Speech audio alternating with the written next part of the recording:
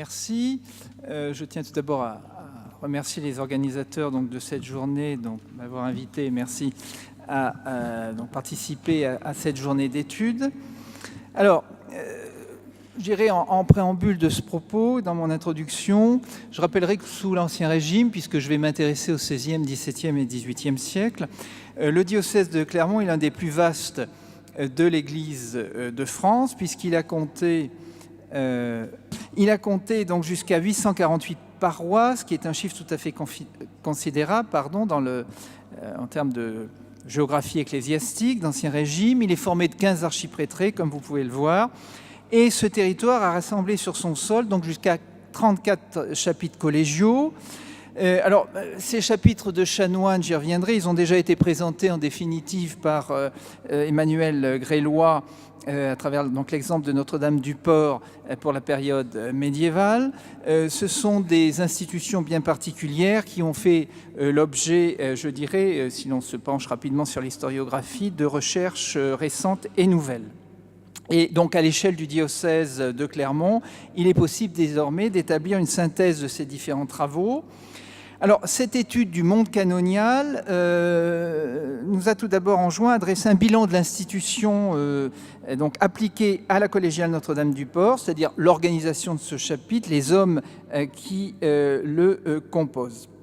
Et puis, je m'intéresserai ensuite aux aspects dévotionnels. Je crois que c'est une thématique qui intéresse, me semble-t-il, beaucoup d'entre vous. D'ailleurs, la question de la religiosité qui se mesure notamment à l'aune du processus processionnel, la question des processions et des dévotions, dans le cadre d'une communauté d'hommes réunis en un même lieu et au service de l'Opus Dei, et qui forcément attire un certain nombre de fidèles, non seulement des paroissiens, mais également venus d'autres horizons, au-delà de la paroisse et de la ville de Clermont. Alors, l'étude des époques d'apparition des chapitres de chanoines montre que plus des 2/3 d'entre eux, dans le cas du diocèse, ont été fondés entre le XIIe et le XIVe siècle. L'autorité qui intervient est le plus souvent ecclésiastique. Alors, c'est soit l'évêque, soit, en l'espèce, le chapitre cathédral de Clermont, qui, d'ailleurs, à travers cette reconnaissance officielle, avalise une situation préexistante, c'est-à-dire qu'on a des mentions, Emmanuel Gréloy y faisait allusion tout à l'heure, à l'existence de communautés de clercs qui n'étaient pas constituées en chapitre de chanoines, mais qui sont ensuite officialisées, notamment pour des questions institutionnelles ou bassement, je dirais, matérielles. Alors, c'est le cas du chapitre Notre-Dame-du-Port, qui aurait été fondé au Xe siècle, à l'initiative de la puissance épiscopale et non pas du chapitre de la cathédrale. Si on regarde cette carte, la carte d'implantation des chapitres, on voit une forte densité, donc dans le cas du diocèse de Clermont, d'établissements dans les archiprêtrés du centre du diocèse, notamment Clermont, Billon, donc les territoires en définitive les plus urbanisés, les plus densément peuplés, ce ne sera pas une surprise, qui rassemblent environ, plus spécifiquement, 18 fondations sur 34. Alors, au sein de cet ensemble, le chapitre Notre-Dame-du-Port, bien comme tous les chapitres en définitive, vous avez un numerus clausus qui établit précisément le nombre de dignités, le nombre de prébendes affectés à un certain nombre donc, de canonicats, donc de chanoines qui occupent ces fonctions. Dans le cadre du chapitre, à l'époque moderne, chapitre Notre-Dame-du-Port, on a un chapitre composé donc, de 12 chanoines, d'un doyen, il en a été fait mention tout à l'heure, et d'un chantre, donc une dignité. Le doyen, si vous voulez, est celui qui préside les assemblées, j'y reviendrai, une fonction donc éminente, et le chantre est celui qui a plus particulièrement en charge, comme son nom l'indique, tout ce qui tourne en définitive autour de la vie liturgique de l'institution. Alors, qui sont ces chanoines ? Autrement dit, est-ce qu'on a des éléments, en termes savants, de prosopographie, c'est-à-dire quelles sont, autrement dit, les origines géographiques et sociales de ces chanoines pour la période moderne ? Alors, je rappellerai tout d'abord que globalement, les diocèses les zones de montagne, on va dire, de moyenne montagne, sont des terres riches en vocation d'église. C'est le cas à Clermont, dans le diocèse de Clermont. Et si l'on veut bien porter le regard sur le XVIIIe siècle, époque à partir de laquelle notamment on a des séries continues d'ordination, eh bien on voit que il y a encore, dans ces premières décennies du XVIIIe siècle, environ près de 30 ordinations sacerdotales annuelles, un chiffre qui pourrait donner le tournis à l'épiscopat contemporain. Et dans ces conditions, il n'est pas surprenant de constater la part prépondérante, évidemment, des chanoines originaires du diocèse.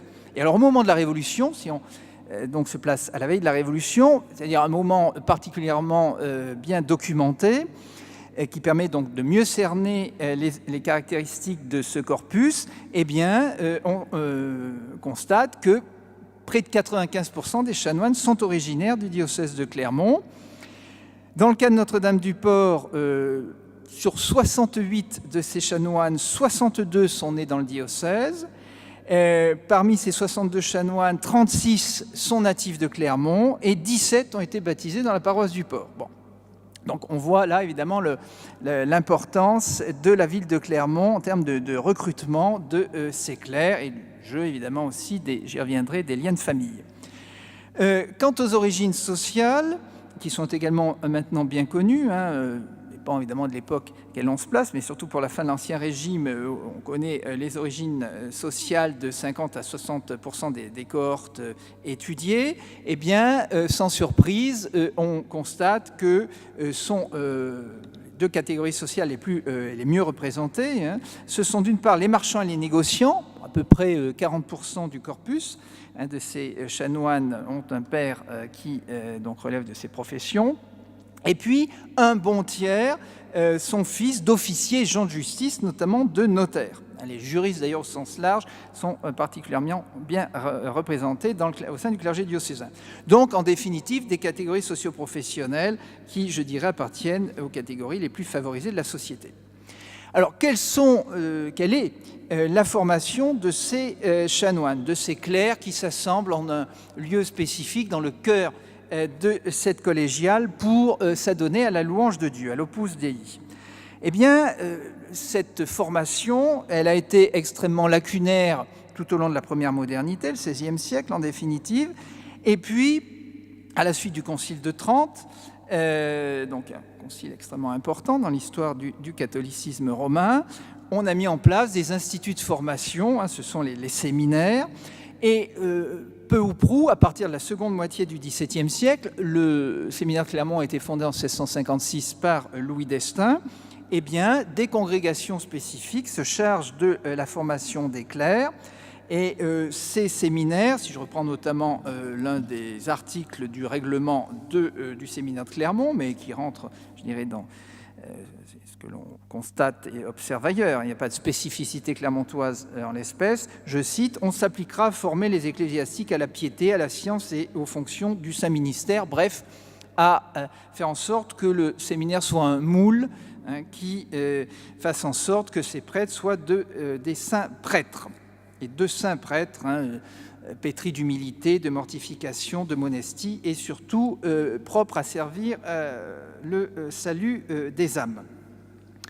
Alors, en termes de droit canonique, sans être trop savant, il n'est pas fait obligation aux chanoines d'être prêtres, mais du fait justement de la mise en place de cet institut de formation qui est le séminaire, et bien à partir de la fin du XVIIe siècle, tous les chanoines de Notre-Dame-du-Port sont prêtres, c'est-à-dire qu'ils sont arrivés au terme du processus de l'ordination qui, après les ordres mineurs, donc les conduit ces chanoines à être ordonnés prêtres.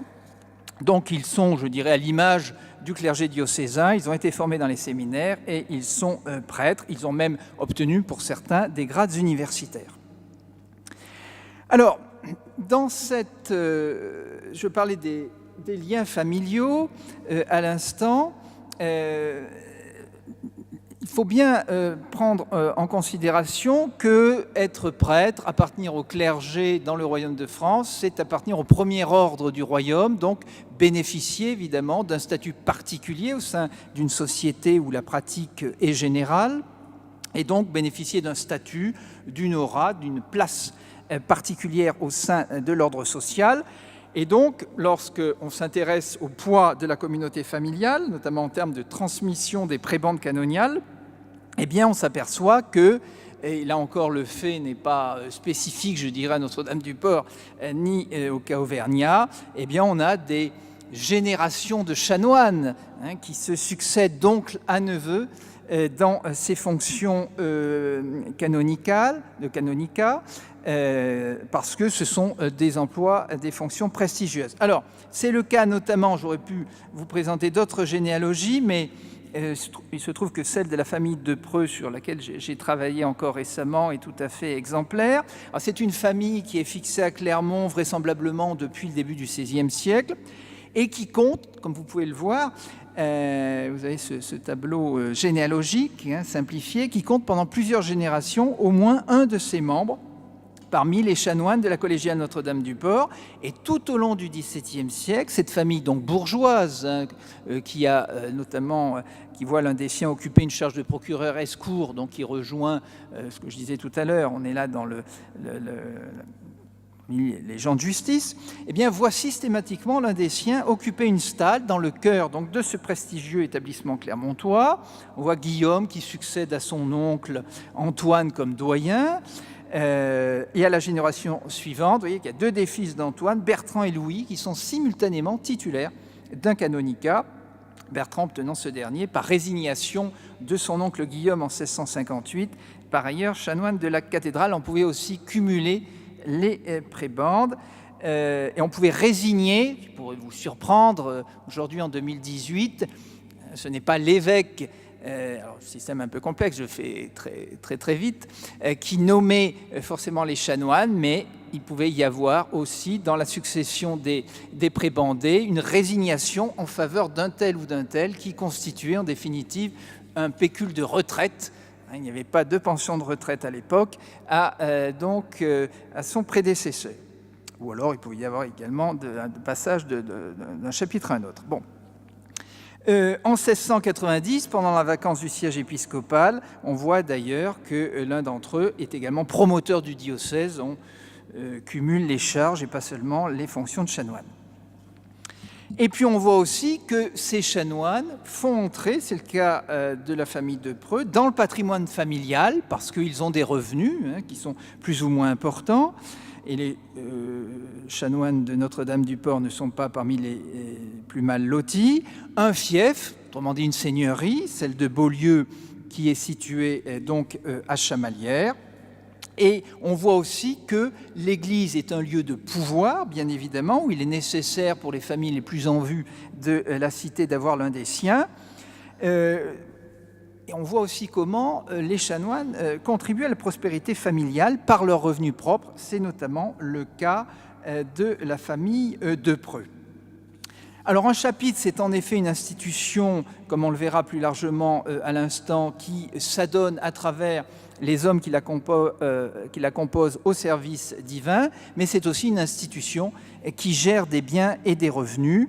Un certain nombre de développements, mais je vois que le temps tourne, peut-être pas ce qui vous importe du reste le plus, sur justement le fonctionnement de cette institution en termes de gestion des biens, mais disons que dans le paysage, pour faire court, religieux auvergnat, Notre-Dame-du-Port se situe plutôt en haut du tableau des revenus affectés au chapitre et à chacun des chanoines qui ont aussi des revenus propres spécifiques. Alors en effet, l'opus dei, le rayonnement spirituel, c'est-à-dire assurer la prière et la louange de Dieu, c'est la fonction première, je dirais, le devoir fondamental des chapitres, qui joue évidemment un rôle essentiel au sein du paysage religieux local, parce que le chapitre constitue aussi une citadelle du passé, pour paraphraser un historien qui s'est beaucoup intéressé, Philippe Loupès, à ces questions. Ils sont aussi les gardiens, on parlait de mémoire ce matin, les gardiens de la mémoire dévotionnelle. Alors, ils sont astreints à l'image en définitive de l'office monastique, à une présence en théorie continue dans le chœur tous les jours, pour réciter les heures, depuis matine jusqu'à complis. Certains ne sont pas toujours très assidus à cet office et préfèrent d'ailleurs déléguer cette fonction aux baqueurs, c'est-à-dire ce que l'on appelle notamment les corriers, qui ne sont pas des chanoines en titre, pour faire court, mais qui, ayant de plus faibles revenus, ne rechignent pas à les remplacer dans le chœur, notamment pour les offices, notamment pour matines, et notamment en hiver où il faut se lever fort tôt et évidemment rester dans le chœur pendant un temps relativement long dans des églises qui, contrairement à celle-ci, en dépit du fait que le chauffage connaît parfois des sautes d'humeur, n'étaient pas du tout chauffées pour le coup. Ils sont également astreints à un certain nombre de récitations qui prennent différentes natures, des fondations pieuses qui sont aussi une source de revenus, c'est-à-dire qu'un tel fonde des messes, ce sont les obis, notamment le jour anniversaire de leur décès, et là, des chanoines sont dévolus spécifiquement pour assurer cette liturgie des morts. Donc tout ça, évidemment, génère des revenus et aussi conduit ces chanoines, justement parce qu'ils entendent avoir une place spécifique au sein de la cité, les engage également à entretenir une maîtrise, qui est un élément indissociable à la fois du lustre et de la plus grande solennisation donnée à l'accomplissement de la liturgie. Et donc, la chapelle de musique, qui coûte souvent fort cher, participe de ce prestige capitulaire. Elle est particulièrement bien assurée, cette maîtrise, dans le cadre de Notre-Dame-du-Port. Alors, on a un maître de musique, un personnage central, qui est très impliqué évidemment dans la gestion de la maîtrise, parce que qui dit maîtrise dit évidemment musicien, dit chantre, chanteur, instrumentiste, enfant de chœur. Et les enfants de chœur sont en moyenne au nombre de 6 au sein de la collégiale Notre-Dame-du-Port tout au long de la période moderne. Et on voit régulièrement les chanoines employer des maîtres de musique, qui d'ailleurs sont des personnages qui sont extrêmement itinérants, c'est-à-dire qui ne sont pas attachés forcément à une institution capitulaire tout au long de leur carrière, mais qui aussi se vendent au plus offrant et qui ont aussi, je dirais, des stratégies de carrière. Un exemple, Jean Perronnet, qui est engagé en 1674 à Sébaza, par les chanoines de Sébaza comme maître de musique, qui donne son congé 2 ans après pour rejoindre Notre-Dame-du-Port. Puis 2 ans après, il est à Enza, et puis comme quoi Notre-Dame-du-Port lui convenait en définitive, il revient à Notre-Dame-du-Port en 1680 où il termine sa carrière. Qui dit chapelle de musique dit également organiste, c'est un musicien essentiel pour le chapitre, et on sait qu'à Notre-Dame-du-Port, sa présence est attestée depuis au moins la fin du XVIe siècle. Et ces obligations liturgiques, donc de ces... vous voyez qu'il y a là tout un personnel en définitive au service des chanoines, pas simplement des clercs qui s'assemblent dans le chœur de la collégiale pour chanter l'office ou les louanges de Dieu, l'Opus Dei au sens large, et qui en même temps ne vivent pas en communauté.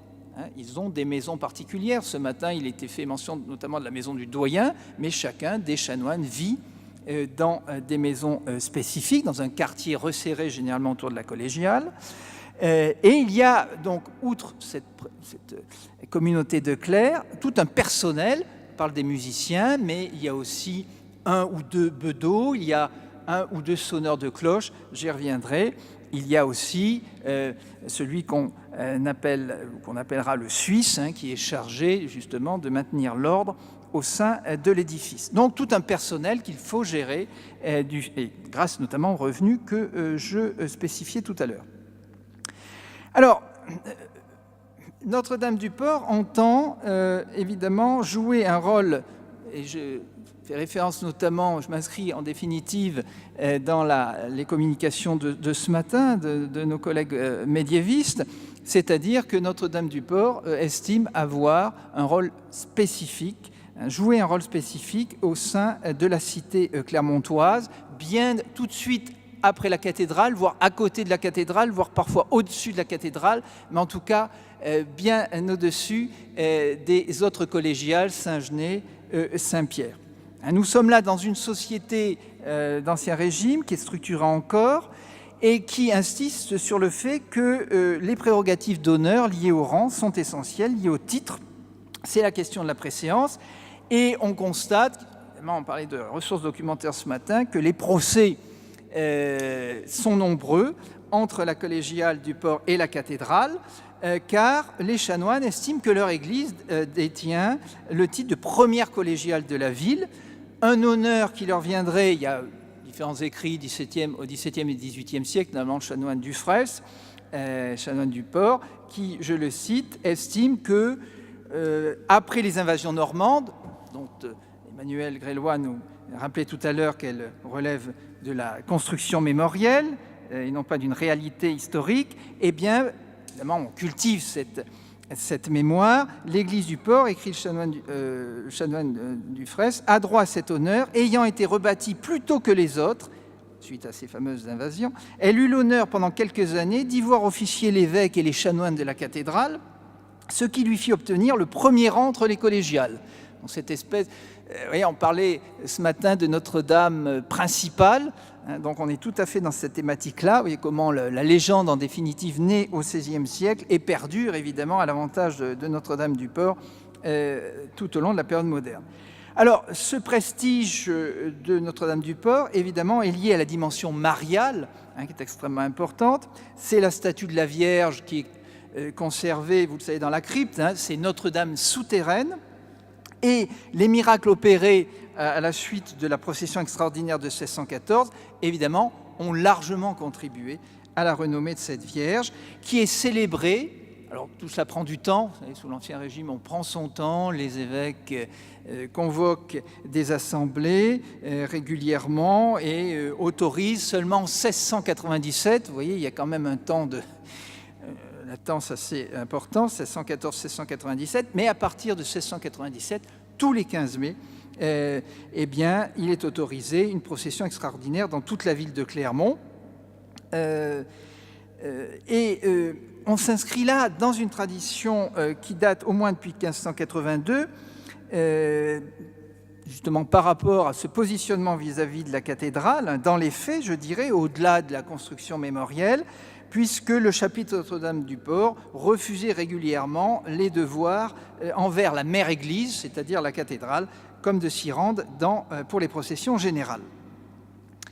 Les conflits qui surviennent en 1614, en 1618, etc., qui sont réglés non seulement par des sentences, je dirais, de la justice ecclésiastique, mais surtout, et c'est ce qui compte, par des arrêts du Parlement de Paris, trouvent une origine, donc, certaines, dans la prétention des chanoines du Port à vouloir bénéficier donc de privilèges spécifiques qui peuvent vous paraître aujourd'hui, citoyens de la République française, tout à fait ubuesques, c'est-à-dire notamment le droit de porter l'aumus.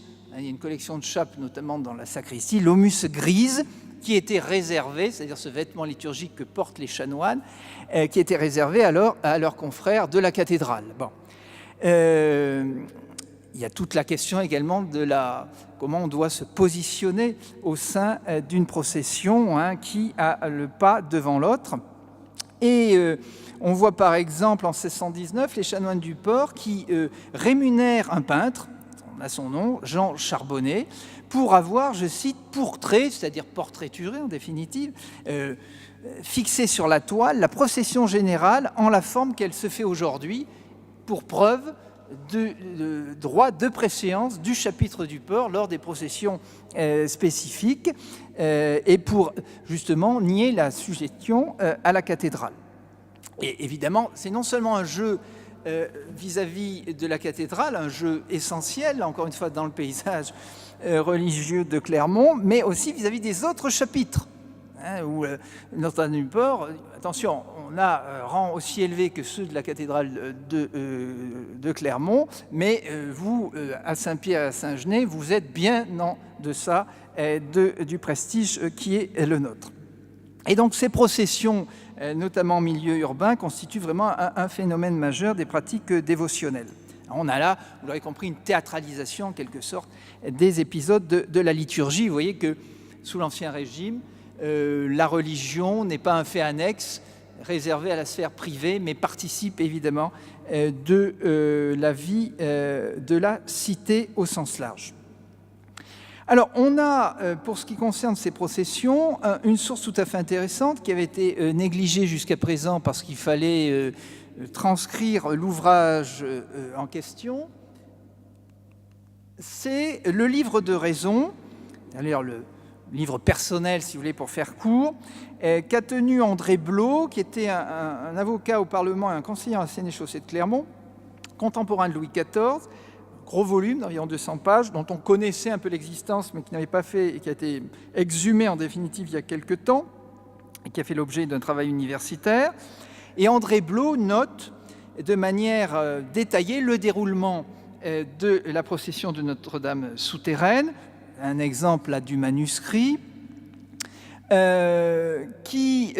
là, exemple 1692, il a été fait, dit-il, une procession solennelle et extraordinaire au sujet des maladies populaires, de l'indisposition du temps, on appelle les malheurs du temps à l'époque, et de la guerre, avec un souci de précision, puisque le scripteur retrace l'itinéraire emprunté par les processionnaires, il dessine en fait le périmètre pour lequel et au sein duquel on demande la protection divine et où l'on énonce les causes de la procession. Alors, il indique toutes les religions y assistèrent, Augustin minime, etc., etc. Je vous fais grâce de cette description. Cette grand-messe à l'issue de laquelle, je cite, la procession se fit sortant par la porte du Champé et messieurs du port, en nombre de 8, portaient l'image, comprenez, portaient Notre-Dame souterraine et se relayer, etc., etc. On a évidemment là non seulement une source de première main pour retracer en définitive le périmètre de la procession, et puis voir également comment s'exprime cette piété mariale d'un fidèle qui n'est pas tout à fait le fidèle lambda, mais qui, contrairement à ce qu'on a cru pendant longtemps, du reste, rejoint les préoccupations du plus grand nombre, et notamment, il cite notamment les litanies de la Sainte Vierge ou litanies de Lorette qui sont alors en vogue. Oui, là vous aviez donc donné une... Vous voyez le plan de Fusier de 1574-1575 qui mériterait d'ailleurs une étude extrêmement fine parce que je pense en effet, comme mes collègues ce matin, qu'il est extrêmement précis, sérieux et qu'il dit ce qu'était la ville de Clermont à la fin du XVIe siècle. Il y a également d'autres plans. Vous avez ici le plan donc de 1725 qui est disponible d'ailleurs en ligne sur le site de la Bibliothèque du patrimoine.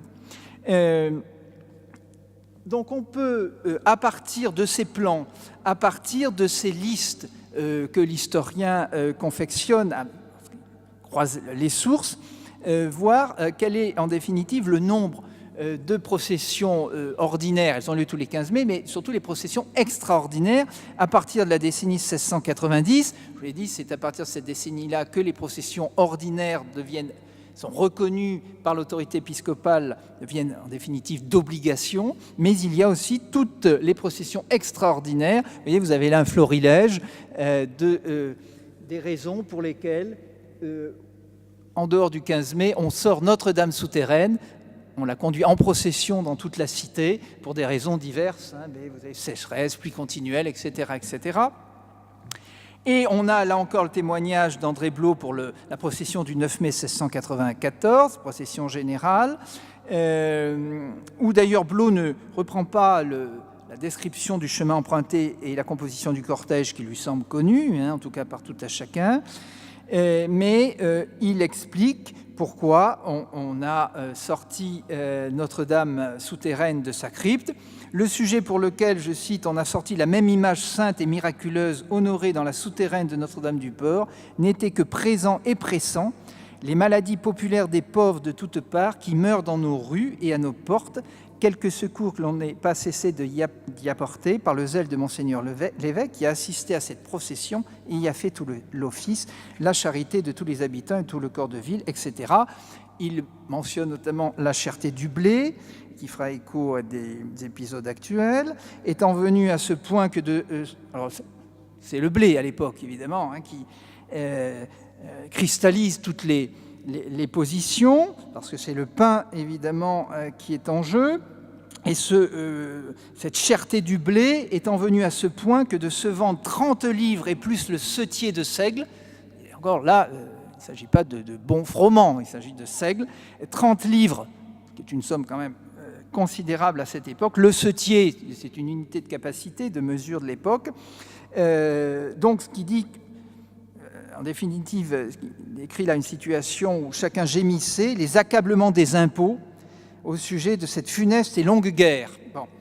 Alors, n'allez pas croire que le trait est la noircie, parce qu'on est vraiment dans une situation extrêmement difficile alors au sein du royaume, une famine effroyable, une surmortalité due à une sous-nutrition, des épidémies, évidemment c'est un petit peu l'enchaînement, le cercle maudit qui s'est mis en place, hiver très rigoureux, printemps pluvieux, etc., etc., guerre que conduit le roi dans le cadre de la Ligue d'Augsbourg, etc., etc., hausse de la fiscalité, on n'en sort pas, cette taille, cet impôt royal qui n'a cessé d'augmenter.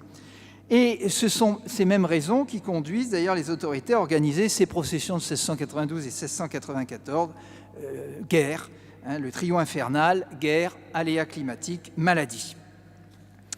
Et donc on a à travers ce témoignage, j'insiste, voilà, un regard tout à fait particulier, rare d'un contemporain, qui dépasse les sources habituelles, qui peuvent être les sources judiciaires ou économiques ou notariales, qui ont évidemment une valeur tout à fait prégnante, mais là, un témoignage tout à fait intéressant. Je pourrais encore vous lire d'autres épisodes où André Blot manifeste, cette fois renouvelée, en cette Vierge Marie miraculeuse dont on attend tant.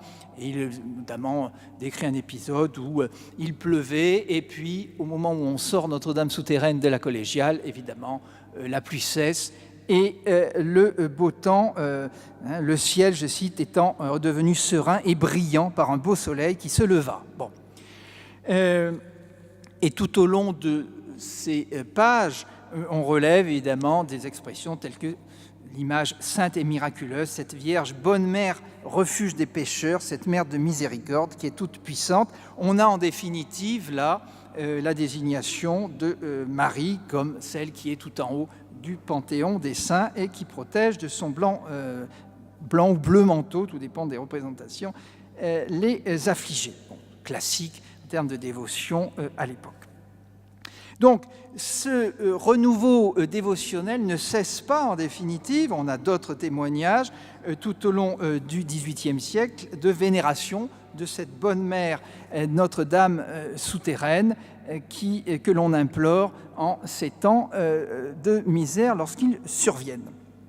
Alors, ces processions, parler de la musique qui est interne à la collégiale, mais ces aspects musicaux, on les trouve également dans le cadre des processions, donc lorsqu'on sort du sanctuaire, parce que, évidemment, pour les ecclésiastiques, pour le clergé, pour l'Église, le chant, c'est aussi un moyen d'assurer un rythme dans la procession, une discipline, de structurer un engagement collectif par la mélodie, par les rythmes individuels de chaque marcheur. Et d'ailleurs, Massillon le dit très bien dans son rituel de 1733, « On ne doit point parler les uns avec les autres pendant la procession, mais chanter avec attention et prier tout ce que le cœur chante. » Alors, il y a aussi, parler des questions de préséance dans les processions. On voit par exemple en 1621 un arrêt du Parlement qui indique qu'en procession générale qui se feront à la dite ville de Clermont, la direction du chant psalmodie appartiendra aux 10 chapitres de l'église cathédrale et on fait inhibition et défense expresse aux 10 chapitres du port et autres de chanter, psalmodier, autres psaumes, hymnes ou cantiques, ni sous autre ton que celui qui sera ordonné par le chapitre cathédral de Clermont. Et que il y a là des enjeux tout à fait essentiels pour les contemporains, non seulement de savoir qui se place et où par rapport au Saint-Sacrement dans la procession, mais le chant, le paysage sonore participe aussi de ces conflits. Donc le recours aux musiciens dans ce tour de ville est tout à fait... alors vous avez un exemple ici, la référence a disparu, mais je vois qu'à juste titre, dans l'exposition qui est présentée ici, elle se fonde notamment cette exposition sur le travail qu'avait conduit il y a quelques années Flory Rousset sur le phénomène processionnel, notamment à Clermont. Donc vous avez, pas forcément faire l'exégèse de ces processions. Là, vous avez notamment ici l'exemple de la fête Dieu, vous voyez, qui passe par le port, par la cathédrale, et qui honore en définitive les collégiales, enfin la collégiale Saint-Genès, pas la collégiale Saint-Pierre. Alors, la collégiale Saint-Pierre, c'est celle qui se trouvait à l'emplacement du marché du même nom actuellement, rien à voir avec Saint-Pierre des Minimes. Bon. Il y a un enjeu en effet autour du paysage sonore, et j'en terminerai peut-être là parce que je vois que l'heure tourne, je vais me faire gronder.